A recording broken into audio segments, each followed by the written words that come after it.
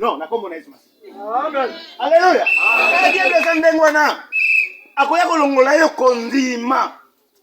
Pour préparer les souffler. Matange bandi. Ngamwe pa nazaki na bi Nzambe. Oli kamu. Mais nazaki na conviction parce que to bonde laki.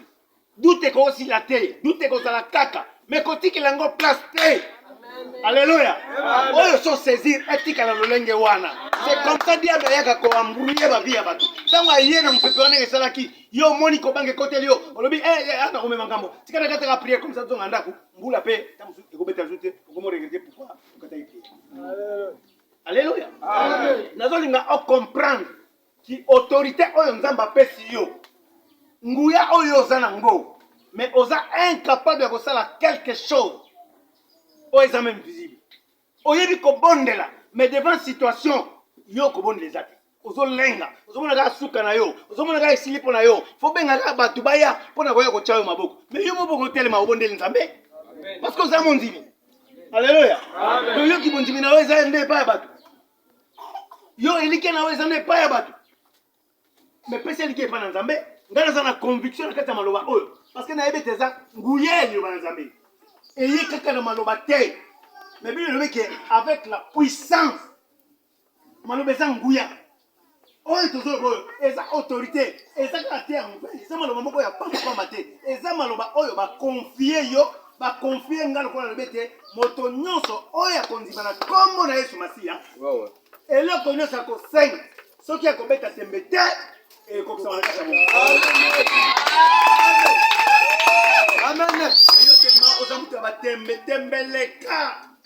Moi le connais ce nous ça la tembeka. Moi eteni esate.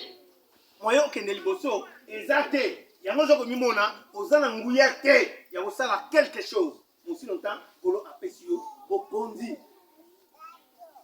Kolinga te bokondi yo partager na mutu. C'est la raison pour laquelle Ero de boy. Alors bi non. Il va conduire ngai et ça pour ngai yesu bazol ba yesu azana place te 4 siko azolu kandenge nyonso pour éliminer yesu de façon que yatika na ngwende. Amen. Mais yo so c'est qui va conduire yo. Alléluia. Mon dimi incapable de défendre bo conduire Nzamba pesi. Mon dimi zo céder bo conduire na facilité nyonso. Ça ne se fait jamais. Ça ne se fait jamais. Il faut qu'on protéger l'autorité Nzamba pesi. Qui va conduire les zakati na yo et ça pour na libella na libella. Amen. Alléluia. Amen. Il faut y protéger qui va conduire oyo Nzambe a confié yo. Nzamba pesi bo conduire parce que a lobi ke oza mwana na ngai na sali yo leli na ngai na tio na kati na mokili okozala ko dominer biloko nyonso oyo za na sena moya. Mais ce n'est pas le cas. Ça se écoute na yo yango te.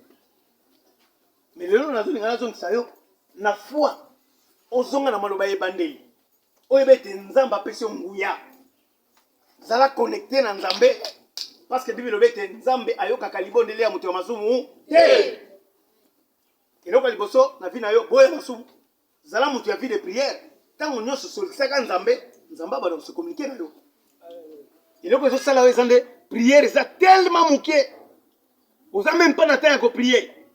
Mais yakata vendredi à to priaga, yakata mercredi à to priaga, oza pe ata wana te. Mais olingi miracle na kata bomona. Miracle ça mandingi. Yaba moni ki bo konzina yo bazo botulango. Dia da sa si bo konzina yo.